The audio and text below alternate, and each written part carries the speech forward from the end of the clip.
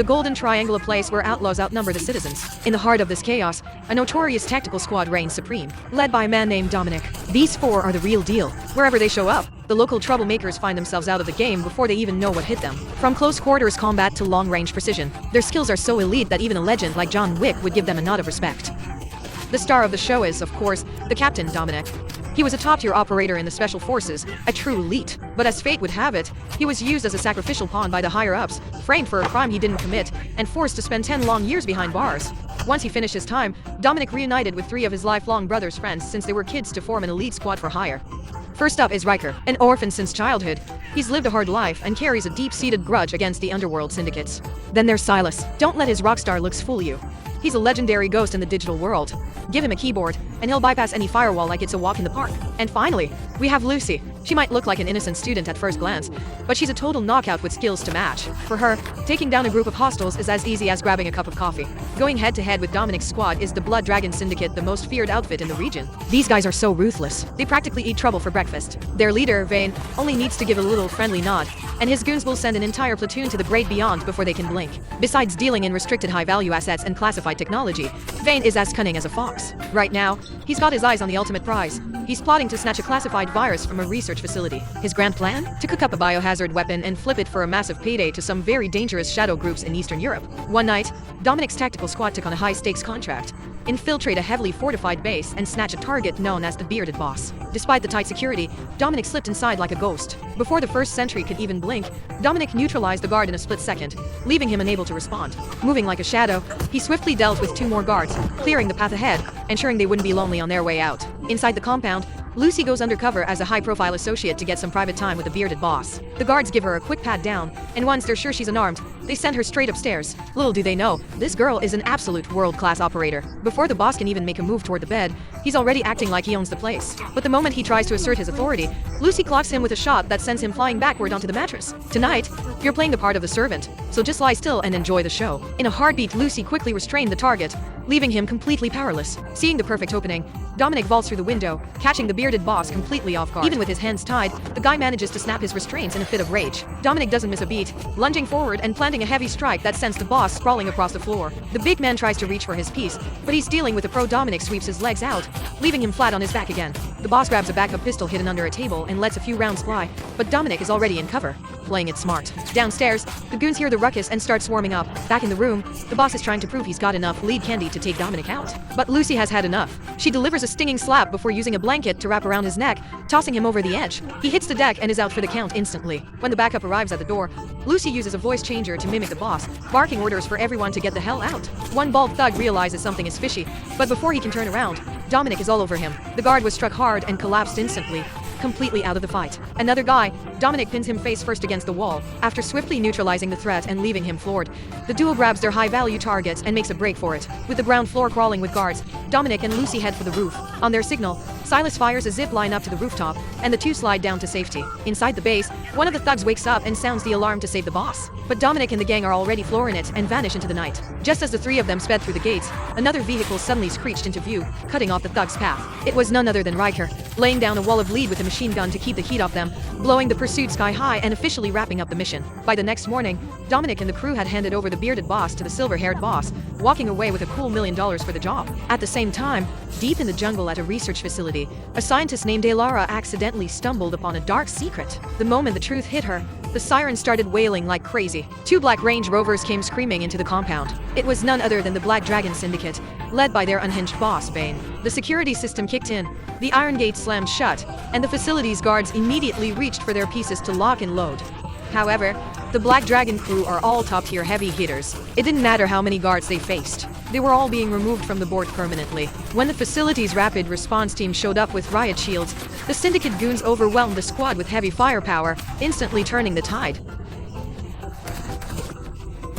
The shadow operative Kale pulled a flanking maneuver through the back door and breached the power station. He quickly neutralized the security system. That's when the big boss, Vane, finally stepped out of his ride. Turns out, he's the type who wants the prize without breaking a sweat, so he showed up to snatch a sample and cook up some special projects to flip to underground groups. His partner, Raven, stayed below to keep watch while he headed up to the 3rd floor. He thought the coast was clear, but out of nowhere, 7 guards swarmed in and pinned him down. In a heartbeat, he moved like lightning, tearing through them until he grabbed a hostage to use as a strategic shield. Then, Vayne went to work on the rest of them, neutralizing them so efficiently they were practically seeing the pearly gates. His movement across the floor was smoother than a high-def movie, pulling off high-flying kicks that would make a martial arts master proud. One absolute blockhead tried to play hero and get back up, so he got a lead candy surprise that sent him straight to the grade beyond, allowing Vayne to head for the lab. But when he got there, he realized he was holding an empty bag. There was absolutely nothing left. It turns out that amidst the chaos, Elara had already swiped the samples. With no way to safely transport the vials out of the hot zone, she made a desperate call and injected the contents directly into her own system, followed by a suppression shot to keep it from going active before she vanished into the night. Fuming with rage because someone had beaten him to the punch, Vayne was about to head out when the agency head, Senna, flickered onto a screen. She barked at him to put the sample back where it belonged. Vayne just scoffed, telling her that for a director, she was pretty slow on the uptake. Someone had already cleaned out the place before he even arrived. Not wanting to waste another breath on her, Vayne put a round through the monitor and walked out. After scrubbing the security footage, Senna realized Elara was the one behind the heist. In a fit of desperation, the old lady put a $10 million bounty on her head for anyone who could track her down. On the other side, the silver-haired boss called Dominic in and handed over a dossier for a new top-secret assignment. The mission: escort Elara safely across the border. When Dominic pressed for the why behind the job, the old man simply replied, "That's on a need-to-know basis. And we don't know." With that, the silver-haired boss vanished. When Dominic broke the news to the squad, nobody was jumping for joy. One of them had already booked tickets for a team vacation. However, in this business, your word is your bond, so the crew had no choice but to gear up and move out immediately. After digging through the underworld's digital shadows, Silas dropped a bombshell. There's a $10 million bounty on Elara's head. He half-jokingly suggested they ditch the contract and go rogue for the big payday, but Dominic shut it down in this line of work. Your reputation is your currency. Following Griffin's intel, the squad touched down at the hotel to execute their plan. Riker took point outside as the lookout, while Silas breached a security network to track Elara's exact location. Disguised as hotel staff, Dominic and Lucy split up to sweep the floors, eventually pinning Elara down in room 452. When Dominic used a master key to slip inside, Elara walked out of the bathroom and froze like a deer in headlights. "I didn't call for room service," she snapped. Dominic didn't skip a beat, explaining that Griffin sent them to get her safely across the border. Right then, Silas chimed in over the comms. The Blood Dragon Syndicate had just rolled up to the building. Seeing them armed to the teeth and looking for trouble, he knew the situation was about to go south and immediately alerted the team. Without missing a beat, Dominic tucked Elara into a laundry cart to keep her out of sight and started wheeling her out. Just as he reached the elevator, he ran straight into Vayne. The guy has eyes like a hawk and immediately clocked that something was fishy with that cart. Just as the doors were about to slide shut, Vayne pried them back open and forced his way inside. The moment they saw each other reaching for their pieces, Dominic made a split-second call and shoved the card out to Lucy. That left the two heavy hitters locked in a cage match in that cramped space. Vayne couldn't get a clean shot or land a blow because Dominic was constantly jamming his moves and shutting him down. Dominic was holding his own, proving that he was a tough nut to crack. Out in the hallway, the syndicate goons heard the commotion and started swarming the floor. Lucy played it smart, acting like a panicked witness and screaming her head off to throw them off the scent, which worked like a charm. Inside the elevator, Dominic managed to get a hold on Vayne and slammed him down hard, but the guy shrugged it off like it was nothing. In the scramble, Dominic managed to disable Vayne's piece, leaving them both on equal footing. Just as the elevator doors hissed open, Dominic delivered a heavy kick that sent Vayne flying out into the lobby. However, Vayne managed to snag Dominic's necktie, trying to pull him back into the fray. It was a real touch-and-go moment, but Dominic reacted fast. He bolted for the exit and hopped into the car, leaving the syndicate in the dust. Vayne and his crew tried to give chase, but they were punching way above their weight class and couldn't keep up. Furious after letting his prize slip through his fingers, Vayne barked orders to track them down and finish the job immediately. Dominic asked who they were up against. Silas broke it down, explaining that they had just tangled with the Blood Dragon Syndicate, a high-profile outfit of specialists infamous in the underworld. Over at the research facility, the agency head Senna had already caught wind of the chaotic showdown at the hotel. She immediately put out the word to hike the bounty, raising the price on Elara's head to a staggering $20 million.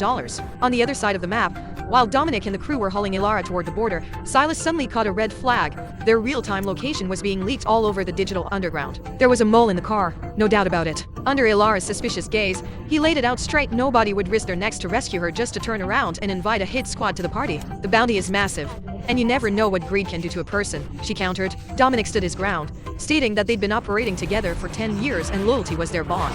But just as the words left his mouth, 3 vehicles screeched to a halt, blocking their path. When the big boss, Barrett, finally stepped out, everyone was in for a major shock. As it turns out, he was Riker's long-lost distant cousin, the kind of relative you haven't seen in ages. Barrett invited the whole crew into his headquarters to lay low for a while. He took a special interest in Lucy, as he'd had a major crush on her since they were just kids. Barrett had built himself a massive stronghold out there. For the time being, It looked like Elara was finally in a safe harbor. Dominic noted that Barrett was an ex-military man who'd walked away from the service after getting fed up with the system, choosing instead to head out here and build an empire of his own. After settling everyone in for some much-needed rest, Barrett stepped outside, only to be cornered by one of his guys, Jude. The kid pointed out that the girl in white was the one carrying that massive $20 million price tag from Senna. He suggested they just grab her and take the whole squad out of the picture. Barrett lost it, barking back, "You've got some nerve, you're talking about taking out my own brother." Meanwhile, inside the stronghold, Silas realized their coordinates had been leaked to the digital underground once again. Sensing the heat was closing in, Dominic gave the order for everyone to pack up and move out immediately. Suddenly, Barrett showed up looking like a man on a mission, hoping to finally pour his heart out to Lucy. But in a heartbeat, the situation turned tragic when Jude snuck up and delivered a cowardly strike right through his back. The traitor tried to storm the room to finish the job, but Riker kicked the door shut, blocking the way while the snake started spinning a web of lies. Seeing his cousin go down, Riker saw red and was ready to go on a rampage, but the team managed to hold him back. Silas took charge, leading the two ladies toward the back exit to get them out of the line of fire. A few of the goons tried to rush in, but they were snatched up and neutralized instantly. They got sent flying back out the way they came, with a few pineapples tossed in as a parting gift to blow their position sky high. With Act 47s locked and loaded, Dominic and Riker started returning fire with everything they had. Tossing the parting gift faster than a bad habit, Dominic headed downstairs to show these outlaws what a real fight looks like, while Riker narrowly escaped getting caught in the blast himself. Taking advantage of his position on the roof, he took a leap of faith onto the guard tower, seizing the machine gun to rain down some divine justice. Before long, the opposition was full of more holes than a honeycomb. Meanwhile, Silas was hustling the two ladies toward the getaway vehicle. But the chaos wasn't over yet. Riker took a direct hit from a rocket and went tumbling to the ground. Seeing his opening, Jude sent his goons in to finish the job. But Riker scrambled to his feet, grabbed his piece, and used the wreckage for cover. Just as he was pinned down, Dominic pulled a flanking maneuver from the rear, peppering the hostiles and not missing a single beat. It was a real brothers-in-arms moment as they tag-teamed the remaining threats to see who could clear the most ground. They were just about to head out when Riker spotted that snake Jude still breathing. Seeing the traitor was winged in the leg, Riker ditched his rifle and charged in for some payback. There were still a few stragglers in the distance, so Dominic stayed on overwatch to keep the heat off his hot-headed teammate. Those two didn't stand a chance and were quickly sent to the grade beyond. Riker tackled Jude, putting him in a world of hurt before snatching his own weapon away. Driven by pure adrenaline and the need to avenge his cousin, Riker fought back relentlessly until there was nothing left he could do, and even then, he didn't want to stop. As Dominic tried to drag him away, a live parting gift rolled out from Jude's gear. They were too close to the blast zone, and Dominic took the brunt of it, leaving him seriously wounded. After hauling the boys into the car, the quick-thinking beauty put a round into a fuel drum, triggering a massive explosion that cooked Senna's surveillance drone for good. Absolutely fuming over the loss of her gear, the old lady pulled the trigger on her backup plan, ordering her elite storm surge tactical unit to mobilize immediately. That night, Dominic and the crew pulled into a city near the border to catch their breath. Seeing the boss had finally drifted off, Lucy said, "I'm heading out to restock our hardware." Silas didn't skip a beat, replying, "Fine, I'm coming with you." Before long, the duo was deep in the heart of the neon-lit downtown district. Silas was immediately approached by a tourist with hair like corn husks looking for a one-on-one session, but even though he's a good-looking guy, he isn't that easy to get. Truth is, Silas has been carrying a torch for Lucy for a long time. Before he could even get the words out, the gorgeous specialist told him to stay put and think it over. Right after that, Lucy slipped inside to meet a notorious arms dealer named Cheng Kun. She got straight to the point, telling him, "I need the hardware on this list, and money is no object." One of the goons handed over the list, but the boss didn't even bother looking at it. He sneered, "I never expected such a big fish to swim right into my net." Turns out, he knew exactly who they were and that they were holding Elara, the girl with the $20 million target on her back. Sensing the trap, Lucy slickly pulled out her phone and fired off a run signal to Silas. Immediately, 3 thugs lunged at her, but she handed out a few knuckle sandwiches that left them picking their teeth up off the floor. However, before she could finish him, a woman in red appeared out of the shadows and pinned her down at gunpoint. Silas saw the message, but there was no way he was going to leave the woman he loved behind. Even though he knew he was walking into a hornet's nest, he pulled a U-turn and charged straight back inside. Unfortunately, before he could even make a move, someone clocked him from behind. The boss started laughing like he'd just hit the ultimate jackpot. Dominic snapped out of a fever dream where he saw his team getting wiped out. As soon as he cleared his head, he realized their location had been leaked again. He looked over and caught Elara messing with her watch. There was no doubt about it, she was the one pinging their coordinates. He couldn't wrap his head around why she'd do it, so he kept his cards close to his chest for now. Things went from bad to worse when he got a call from the dealer, Cheng Kun, demanding an even trade. Hand over Elara if he ever wanted to see Lucy and Silas alive again. Elara actually offered to give herself up to save the others, but Dominic shut it down, telling her, "You're more than just a paycheck." Meanwhile, that greedy snake Cheng Kun was busy playing both sides, calling up the syndicate to talk numbers. He knew Senna was offering 20 million, but he had the nerve to demand double that for the girl. This hit a nerve with Vane, who was fuming on the other end of the line. On the other side of town, Dominic arrived with Elara to make the trade. Seeing his payday walk through the door, Cheng Kun smirked. He revealed a detonator connected to a vest he was wearing, which sent the dealer's heart straight into his shoes. Shaken, he ordered his men to bring Silas and Lucy out for the swap. Once Elara was in their hands, the squad had no choice but to back off for the moment. This was his turf, and picking a fight in a hornet's nest like this was a suicide mission. Cheng Kun then ordered his men to stash Elara in a hidden passage, sticking to the rule of no cash, no carry. Outside, Dominic didn't go far before pulling over. Silas hacked into the building's security feed and pinned down the exact room where they were holding Elara. But they weren't the only ones there. The Blood Dragon Syndicate had already made their move. When Vane reached the entrance, the guards demanded he hand over his hardware. The guy's got a real twisted sense of humor, acting like a total joker even though he's one of the most dangerous specialists in the game, leaving the guards jumping at shadows. After disarming, Vane and his partner Raven stepped inside. Seeing Vane clapping like a total lunatic, Cheng Kun decided to flip the script. He looked him dead in the eye and said, "Money talks, and right now the prize is 50 million. Vane scoffed. "I thought we agreed on 40? The dealer just shrugged. "I've got the prize, so I make the rules. But every dog has its day." Raven pulled out her phone, showing him a live feed of his own wife and daughter being held at gunpoint. Most guys would crumble. But the snake just laughed and asked, "You really think they mean that much to me?" In a blur of motion, Raven snatched a piece and dropped the guards surrounding them. With that, Vane put a permanent end to the conversation, taking Cheng Kun out of the picture for good. The girl in the red dress didn't wait to be asked twice, pointed them toward the warehouse where Elara was being kept. Inside the compound, Dominic, Riker, and Lucy had already breached the perimeter. Riker played the part of a bumbling drunk to draw the guards' attention, giving Dominic the perfect opening to neutralize the remaining sentries. It was a clean, quiet takedown. They found Elara and quickly cut her loose to get her moving toward the exit. But as luck would have it, they walked right into a face-off with Vane and his crew. The syndicate goons started unleashing a storm of lead. Riker reacted fast, popping smoke canisters to blind the shooters and turned the hallway into a thick gray fog. Vane tried to play mind games, shouting into the fog to bait someone into making a sound. "I'll pay 50 million if we walk away from this without making a mess," he shouted. But Dominic wasn't born yesterday. He wasn't about to fall for that trash talk. The syndicate thugs rushed into the smoke, but they were punching at shadows. The room was empty. Suddenly, phones started ringing from every corner of the room, creating a wall of sound that sent the goons into a blind panic, firing in every direction. While they were busy chasing ghosts, Dominic and the squad used the distraction to slip away and head for higher ground.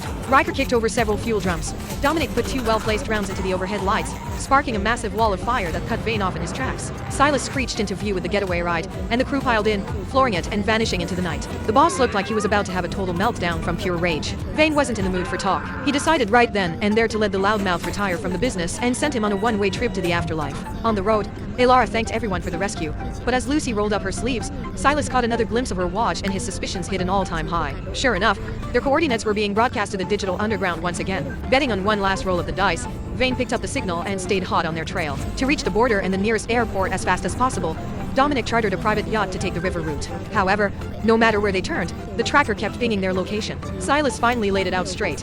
Elara was the one leaking their position. The crew had put their lives on the line time and time again to save her, and here she was, basically leaving a trail of breadcrumbs for the wolves. Dominic didn't say a word at first. He just stepped out onto the deck for a heart-to-heart with Elara. When he asked why everyone was so desperate to take her alive, she finally spilled the whole story. "After I discovered the director's plot to cook up a lethal bioweapon, I tried to get word out," she explained. "When the syndicate breached a facility, it gave me the opening I needed to sabotage the project. Once I get home, our scientists can extract the sample from my system and develop a vaccine. That's the only way to shut them down for good and prevent a global catastrophe." Hearing this, Dominic realized the weight of the situation and told her she was one hell of a brave soul. "But why betray us?" he pressed. "Why tip off the hitters? That's like setting your own house on fire while you're still inside." Elara looked away, stating she was doing it all to protect someone important. But she wasn't ready to share the details yet, just like he does everything to protect his own crew. It was a real riddle wrapped in an enigma moment. Dominic, being the pro that he is, didn't want to push her, and since the mission was almost over, he simply told her that once they hit the airport tomorrow, she'd be on her own. Down below, Riker, Lucy, and Silas had overheard the whole conversation. Early the next morning, the boat hit the docks and the crew escorted Elara to the airport. Dominic personally led her inside to get her checked in for the flight across the border. However, they walked straight into an ambush, the Storm Surge tactical unit already there. Dominic didn't hesitate, letting his lead fly to clear a path before grabbing Elara and making a break for it. In the middle of the chaos, the brave scientist spotted a young girl caught in the crossfire and rushed to pull her to safety. Before she knew it, the tactical team swarmed in and snatched her up. Dominic neutralized the hitters around him and leaped down to the lower level, but she was already gone. But it was too late. Out of the blue, Dominic got a call from Griffin, who told him that the contract was officially closed. As it turns out, the girl wasn't Elara at all. Her name was Nova, Elara's twin sister, acting as a high-stakes decoy. The real Elara had already made it back home safe and sound. Nova had volunteered to put a target on her own back, drawing all the heat to give her sister a clear path to safety. That was why she kept pinging their location to the digital underground. She wanted the hunters to follow her. "You guys are off the clock," Griffin said. Dominic finally saw the whole board, and with a heavy heart, he gave the order to stand down. That night, Dominic couldn't catch a wink of sleep knowing Nova was in the hands of those monsters. His mind kept drifting back to the promise he'd made her. "Don't you worry. I've got your back. I'm going to keep you safe. And yet, here he was, sitting on the sidelines while she was staring down a one-way trip to the great beyond. After weighing it in his head, Dominic finally made the call to go rogue and bring that girl back. He geared up with some heavy-duty hardware and tracking the signal still pinging from Nova's watch. He fired up his old steel horse and hit the road. The director, Senna, was already moving in to extract the samples, still under the impression she had the real Elara in her clutches. But out of nowhere, the Blood Dragon Syndicate crashed a party to snatch the prize for themselves. Their specialist, Kale, silently took out a sentry to clear the way. Dominic cleared the room, sending a couple of the facility's medical staff packing like scared rabbits. He quickly let Nova in on the good news. Her sister Elara had already made it across the border and was safe. She looked at him, stunned, and asked, "If you knew the truth, why would you come back for me?" Dominic didn't blink as he replied, "Because Elara shouldn't have to lose a sister as brave as you." Outside, those two unlucky doctors ran straight into Vayne. He took one of them out of the game instantly and forced the other to lead him to the girl. He thought he was the one pulling the strings, but he walked right into his ultimate rival. He scrambled to give chase, but Dominic was too fast. Dominic used a hostile as a strategic shield, and amidst a storm of lead, he used the guy as a landing pad to vault to the floor below. He tried to push back, but the numbers were against him. Dominic pulled Nova behind a concrete slab for cover, pinned down and unable to fire back. Just when things were looking grim, Riker, Lucy, and Silas rolled up to even the odds. Seeing his crew getting picked apart, Vayne was absolutely fuming. Dominic barked an order to Silas to get Nova to the car immediately while the rest of them held the line. But Silas isn't the type to run when his brothers are in the trenches. He handed the keys to Nova and told her to floor it and get out of there. The elite specialists of the Blood Dragon Syndicate were dropping like FLIs the moment they crossed paths with Lucy. Riker was holding his own as well, clearing his sector just as Kale emerged from the shadows to jump him. Kale was no amateur though. He came in swinging, using his blades to keep Riker on the defensive. The air was thick with the sound of steel as Kale stayed on the offensive, leaving Riker scrambling. Since Riker was empty-handed, he was fighting an uphill battle and took a heavy blow that sent him hitting the deck. Kale didn't show an ounce of mercy, pinning Riker's leg under a heavy iron frame to take him out of the play. Meanwhile, Lucy was pinned down in the dark by Raven's precision fire. Being caught in the open, she had to make a move, leaping out and unleashing a flurry of strikes. But Raven was quick, slipping away just in time to reset the fight and engage her head-on. At the center of the storm, Dominic and the lead hitter, Vayne, were locked in a stalemate, trading shots in a high-stakes standoff. Dominic didn't blink, firing back. "We're not exactly shaking in our boots." Without another word, they went back to work, settling their differences with cold hard steel. It was a total toss-up. Both of them were masters of their craft. Vayne came at him with twin blades, but Dominic matched his energy blow for blow. In a split second of distraction, Vayne managed to leave his mark. But Dominic wasn't about to take it lying down. He gave as good as he got, catching Vayne with a sharp counter to the midsection. Both men were playing for keeps, throwing every strike with lethal intent. Vayne then grabbed a sledgehammer, swinging for the fences, while Dominic snatched up a shovel to parry the blows with a storm of his own. On the other side of the warehouse, Kale was moving in for the kill on Riker when Silas suddenly stepped out of the shadows. Knowing his tech-savvy friend was no match for a cold-blooded specialist, Riker screamed at him to run while he still had the chance. But Silas didn't move an inch. "I only stopped fighting because I promised my mom I'd stay out of trouble," he said calmly. With that, he handed his glasses to Riker for safekeeping and charged in barehanded, bruising Kale with a flurry of strikes. Even though Kale was armed, Silas didn't give him a moment to breathe, delivering a heavy boot right to his face. Using his shirt as a makeshift weapon, he disarmed Kale, knocking the blade across the floor before taking him down. Just as he was gaining the upper hand, the specialist grabbed him and threw him against a wooden beam. Kale flexed his massive muscles, looking like a total powerhouse, but Silas didn't flinch. Silas delivered a final, crushing kick that sent Kale flying into a pile of scaffolding, where he was taken out of the picture for good. Riker could only stare in shock, realizing his friend had been playing it safe and hiding his true skills all these years. Up top, Lucy found herself in a tight spot with Raven choking her out from behind. Thinking fast, she grabbed the wire, leaned back with everything she had, and sent both of them tumbling down a deep shaft. She headed over to help Riker, but the moment Silas saw her coming, he pretty much ditched his buddy to play the hero for her. On the other side of the yard, the hammer versus shovel showdown was reaching a breaking point. Vayne swung for the kill, but Dominic managed to land a heavy blow to his shoulder first. Neither man was willing to back down an inch. However, that sledgehammer was just too much weight for Dominic's shovel to handle forever. He dodged a massive swing and countered with a strike that sent Vayne headfirst into a storage tank. At this moment, a car roared out of nowhere. It was none other than Nova. Turns out she wasn't just running for the hills. She'd stuck around to back up the squad. Seeing her come through in the clutch earned her some serious respect from Dominic. Without a moment to lose, the crew peeled out of there. But Vayne was still kicking. He scrambled into a vehicle and stayed hot on their heels. What followed was a high-stakes, pedal-to-the-metal chase through the dead of night. Vayne's ride was a top-tier beast, and it didn't take long for him to close the gap and crawl right up Dominic's tailpipe. He leaned out the window, spraying lead toward them and repeatedly ramming their rear bumper, nearly sending the squad careening off the road. As the back of the truck swung open, Silas handed Dominic a heavy-duty piece of hardware to level the playing field. He hijacked a weapon, kicked one of the hitters onto the asphalt, and scrambled up to the roof while dodging Vane's return fire. Vane tried to finish him off, but as luck would have it, his magazine ran dry at the worst possible moment. Riker snatched up a fallen rifle and put a round right through the driver's head. The dead man's foot slammed onto the gas, sending the car surging forward and nearly tossing Dominic into the wind. Seizing the chaos, Vane lunged out to grapple with Dominic on the moving vehicle. They were trading blows mid-air until the car hit a massive pothole. The sudden jolt sending Dominic sliding down to white-knuckle the hood. Vane scrambled into the driver's seat, grinning like a hyena that just got its dinner. He floored the engine, thinking he had the upper hand, but Dominic pulled himself up and put a few rounds into the back of the truck to keep the heat off. Turns out, he tucked a little parting gift inside the cabin earlier. By the time Vane realized the punchline, it was too late. The blast ended his run alongside his fallen crew. The sun was just starting to peek over the horizon, signaling that this long night was finally over. Once they hit the border, Griffin's people were already standing by to reunite Nova with her sister, Elara. It was pretty clear Dominic had caught feelings for her, making it hard to say goodbye. He handed her a half-eaten lollipop as a quirky parting gift and turned to walk away. Nova obviously felt the same spark, but the words stayed stuck in her throat as the moment passed. Suddenly, Dominic's phone buzzed. It was Griffin with a new assignment. The mission: take down the director, Senna, once and for all. Word on the street is she's recruiting heavy hitters from all over Europe to build a new army. You can bet your bottom dollar that part 2 is going to be an all-out war against some world-class specialists. If you guys are hyped for the sequel, I'll get right on it. This story is a prime example that those who chase dirty money at any cost will eventually hit a dead end. What goes around comes around,